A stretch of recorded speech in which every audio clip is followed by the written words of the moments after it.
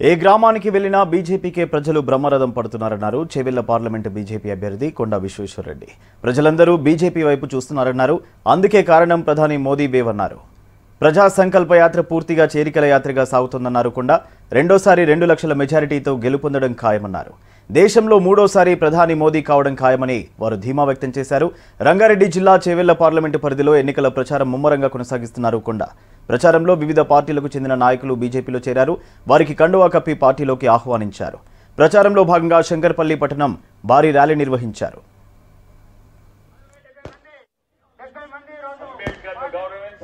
రాజ్యాంగాన్ని గౌరవించలేదు, రిజర్వేషన్స్ గౌరవించలేదు. మీరా అనేది అది ఇన్స్పెక్ట్ మా ఎంఆర్పీఎస్ మిత్రులు ఉన్నారు. ఈ రోజు ఎలక్షన్స్ అవుతున్నాయి.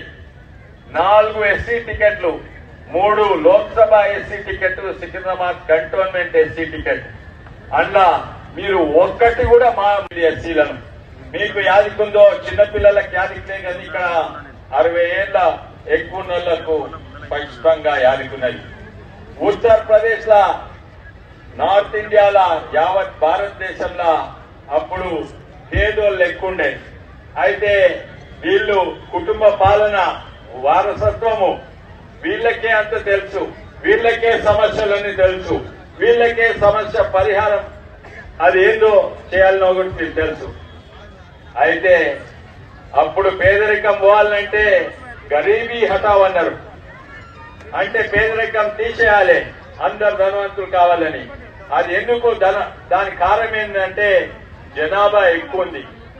జనాభా ఎక్కువ ఉంటే ఫ్యామిలీ ప్లానింగ్ ఆపరేషన్ చేయాలి.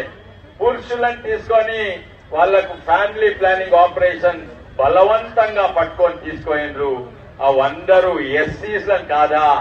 ఇదా ఇప్పుడా మీరు మాట్లాడే ఎస్సీ ఎస్టీ రిజర్వేషన్? ఆయన ఎక్కడోడో ఏందో దోసుకుంటానికే వచ్చినట్టున్నాడు. ఒక్క ఊరు తిరగలేదు, ఆయన ఎప్పుడు గుర్తుపట్టలేదు.